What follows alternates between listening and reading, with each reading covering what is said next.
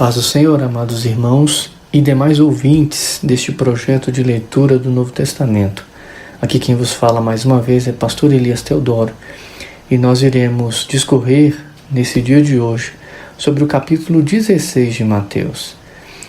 Os acontecimentos registrados em Mateus 16 constituem um ponto crítico no ministério de Jesus.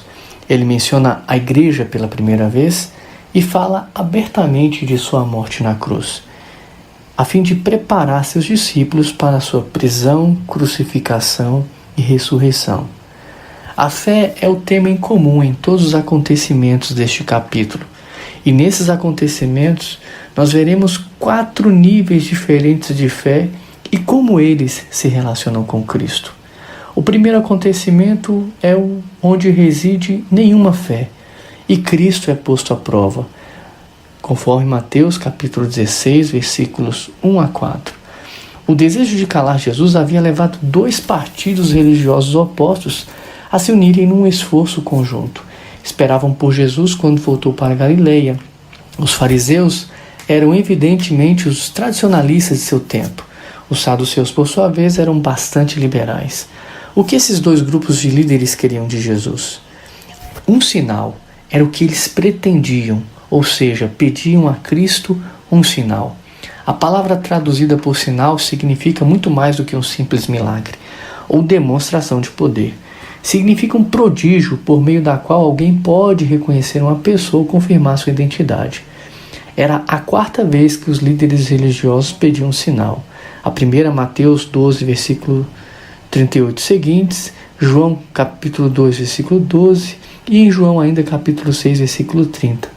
E ainda repetiriam esse pedido, conforme Lucas capítulo 11, versículo 14 e seguintes.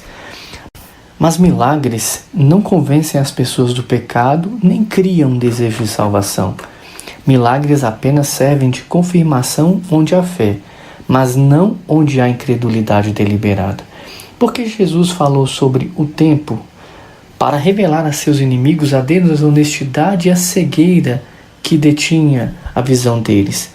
Eram capazes de examinar as evidências na criação de Deus e de tirar conclusões válidas sobre o tempo, mas recusavam as evidências que Jesus havia lhes apresentado. Os seus inimigos não queriam acreditar e assim não poderiam acreditar. O que faltava aos fariseus e saduceus não eram provas, mas sim honestidade e humildade. A exigência de um sinal revelou a triste condição de seus corações. Eram maus e adúlteros, conforme Jesus declara. Jesus não os acusa de adultério físico, mas de adultério espiritual. Estavam adorando o falso Deus que eles próprios haviam criado, e isso era adultério espiritual. Se estivessem adorando o Deus verdadeiro, teriam reconhecido seu filho quando ele veio. Jesus havia mencionado o sinal de Jonas anteriormente. Era um sinal de morte, sepultamento e ressurreição. A crucificação, sepultamento e ressurreição de Cristo foram de fato um sinal para Israel, que ele era o Messias. Foi sobre esse sinal que Pedro pregou em Pentecostes, conforme capítulo 2, versículos 22 e seguinte de Atos dos Apóstolos. De acordo com Mateus capítulo 16, versículo 4, o Senhor partiu pela 3ª vez da Galileia. Já havia deixado essa região para evitar Herodes e os fariseus. Sua partida foi sem dúvida alguma um ato de julgamento contra os incrédulos. Outro acontecimento é o acontecimento de uma pequena fé, ou uma fé pequena, onde Cristo é mal compreendido por seus próprios discípulos, conforme Mateus capítulo 16, versículos 5 a 12. Conforme Marcos capítulo 8, versículo 14, os discípulos naquela ocasião tinham com eles apenas um pão. O texto não diz o que foi feito dos vários cestos de sobras da alimentação dos 4.000, ocorrida pouco antes dessa ocasião. É possível que os discípulos tenham distribuído o que sobrara do milagre. Jesus usa esse acontecimento um tanto quanto embaraçoso para ensinar uma lição espiritual importante. Cuidado com os falsos ensinamentos de fariseus e saduceus. Os discípulos não entenderam e pensaram que Jesus estava falando literalmente sobre o fermento do pão. Não foram poucas as vezes ao longo do ministério de Jesus que as pessoas interpretaram equivocadamente suas palavras, entendendo-as de forma literal e não espiritual. Nicodemos Pensou que Jesus estava falando sobre um nascimento físico no encontro que teve com ele, conforme João capítulo 3, versículo 4. E a mulher samaritana pensou que estava se referindo à água do poço, conforme João capítulo 4, versículo 11. A multidão na sinagoga achou que Jesus estava falando de carne e sangue, carne e beber sangue de verdade, conforme João capítulo 6, versículos 52 e seguintes, quando na realidade o mestre descrevia uma experiência espiritual. Conforme visto em Mateus capítulo 13, o fermento era um símbolo do mal para os judeus. Tanto os fariseus quanto os saduceus haviam contaminado as convicções religiosas de Israel com falsas doutrinas. Os fariseus eram legalistas que ensinavam que somente a obediência à lei e às tradições poderiam agradar a Deus e estabelecer seu reino em Israel. Os saduceus, por sua vez, eram liberais em seu modo de pensar e negavam que o reino sequer seria estabelecido na terra. Negavam até a verdade da ressurreição e a existência dos anjos. O que levou os discípulos a lembrar que não tinham pão quando Jesus falou do fermento?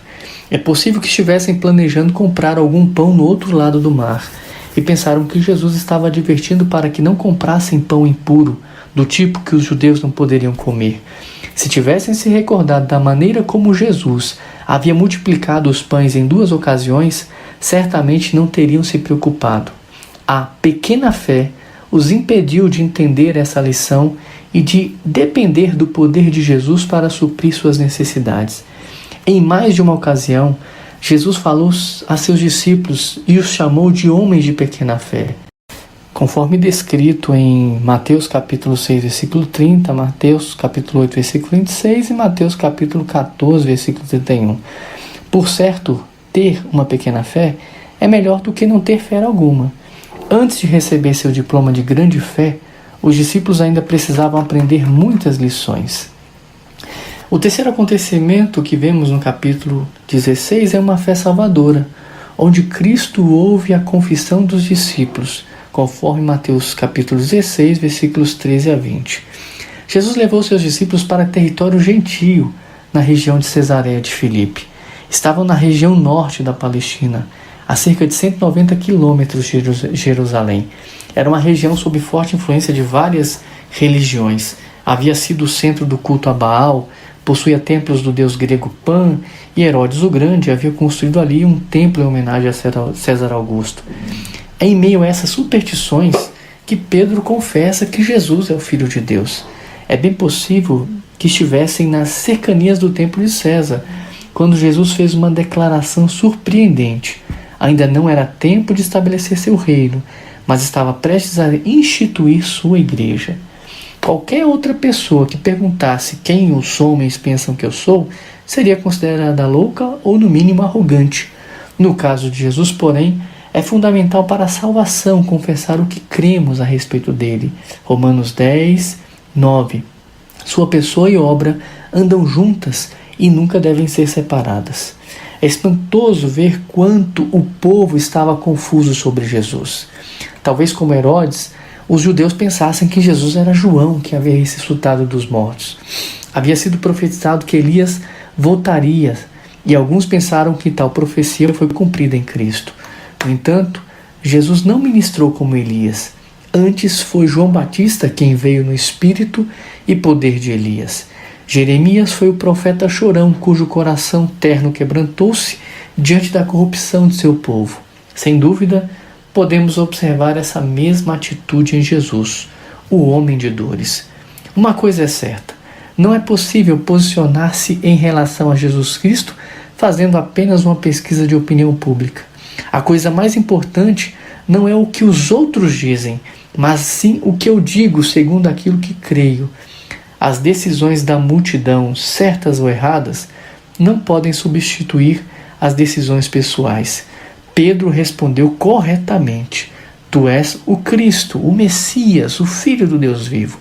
Essa confissão foi a resposta de Pedro à revelação que havia recebido de Deus Pai, uma experiência que o próprio Jesus explica em Mateus capítulo 11, versículos 25 a 27. Pedro não buscou essa revelação, antes ela lhe foi concedida pela graça. Deus havia escondido essas coisas dos fariseus e saduceus, orgulhosos que eram, mas as revelou a seus pequeninos, seus humildes discípulos. Devemos observar que essa não foi a primeira confissão de fé. Natanael havia confessado que Cristo era o Filho de Deus vivo, conforme João capítulo 1, versículo 49. E os discípulos também haviam declarado que ele era o Filho de Deus, depois que acalmou a tempestade, conforme vimos em Mateus capítulo 14, versículo 33. Em que sentido essa confissão foi diferente das anteriores? Em primeiro lugar, Jesus pediu explicitamente essa confissão. Não foi uma reação emocional de pessoas que testemunharam algum milagre, mas foi uma afirmação refletida e sincera de um homem instruído por Deus. Examinemos mais detalhadamente a palavra grega que o Espírito Santo inspirou Mateus a usar. Tu és Pedro, Petros, uma pedra, e sobre esta pedra, Petra, uma grande rocha, edificarei a minha igreja. Jesus havia dado a Simão o nome de Pedro, conforme João capítulo 1, versículo 42, que significa pedra. O termo aramaico é Cefas, que também significa pedra. Todos os que creem em Jesus Cristo e que o confessam como Filho de Deus e Salvador são pedras vivas que vivem, ou seja, conforme está descrito em 1 Pedro capítulo 2, versículo 5. Jesus Cristo é a pedra fundamental sobre a qual a igreja é edificada, conforme declararam os profetas do Antigo Testamento. Vejamos Salmo 118, versículo 22, Isaías capítulo 28, versículo 16, o próprio Jesus em Mateus 21, versículo 42, Pedro e os apóstolos em Atos 4, versículo 10 a 12. Paulo também afirma que a fundação da igreja é Jesus Cristo, conforme 1 Coríntios capítulo 3, versículo 11. Essa fundação foi assentada pelos apóstolos e profetas ao pregarem o Evangelho de Cristo aos perdidos. Em outras palavras, ao examinar as evidências, vê-se que, segundo os ensinamentos das Escrituras, a igreja, o templo de Deus, é edificada sobre Jesus Cristo, não sobre Pedro. Como Deus poderia edificar sua igreja sobre um homem falível como Pedro? Posteriormente, o mesmo Pedro que confessou a Cristo permitiu que Satanás engendrasse pensamentos maus em sua cabeça, entrasse em sua mente, conforme vemos em Mateus capítulo 16, versículo 22 e seguintes. Mas isso foi antes de Pedro ter recebido o Espírito, diriam alguns. Nesse capítulo, nesse ponto exatamente, nós vemos uma menção sobre a igreja, Cristo falando sobre a igreja. É a primeira ocorrência dessa palavra tão importante no Novo Testamento. Trata-se do termo grego eclésia, que dá origem à nossa palavra eclesiástico, ou seja, tudo aquilo que se refere à igreja. O significado literal é uma assembleia convocada. No entanto, esse primeiro uso de eclésias indica que Jesus tinha em mente a igreja como um todo. Não estava construído apenas uma assembleia local, mas uma igreja universal composta de todos aqueles que confessam a mesma fé declarada por Pedro. A palavra eclésia não era nova para os discípulos. Costumava ser usada para a Assembleia Popular de cidadãos gregos que ajudava a governar uma determinada cidade ou distrito. Além disso, a tradução grega do Antigo Testamento, a Septuaginta, usa eclésia para descrever a congregação de Israel, quando o povo se reunia para suas atividades religiosas. Todavia, isso não significa que a congregação de Israel no Antigo Testamento era uma igreja, no mesmo sentido que as igrejas do Novo Testamento. Antes, Jesus estava apresentando aos seus discípulos algo inteiramente novo. Jesus usa a designação minha igreja em contraste com essas outras assembleias. Trata-se de algo inédito e diferente, pois em sua igreja, Jesus Cristo reuniria os cristãos, judeus e gentios, e formaria um novo templo, um novo corpo, conforme Efésios capítulo 2, versículo 11 e Efésios capítulo 3, versículo 12. Em sua igreja, as distinções naturais não seriam importantes. Jesus Cristo seria o construtor dessa igreja e seu cabeça. Cada cristão dessa igreja é uma pedra que vive, conforme 1 Pedro capítulo 2, versículo 5. Os cristãos se reuniriam em congregações para adorar e servir a Cristo, mas também fariam parte de uma igreja universal, um templo edificado continuamente por Cristo. Outra menção que Jesus fala aqui é sobre as portas do inferno. Uma tradução melhor para essa expressão seria portas do Hades. De acordo com Jesus, o Hades encontra-se num plano inferior, e é uma prisão para a qual só ele tem as chaves.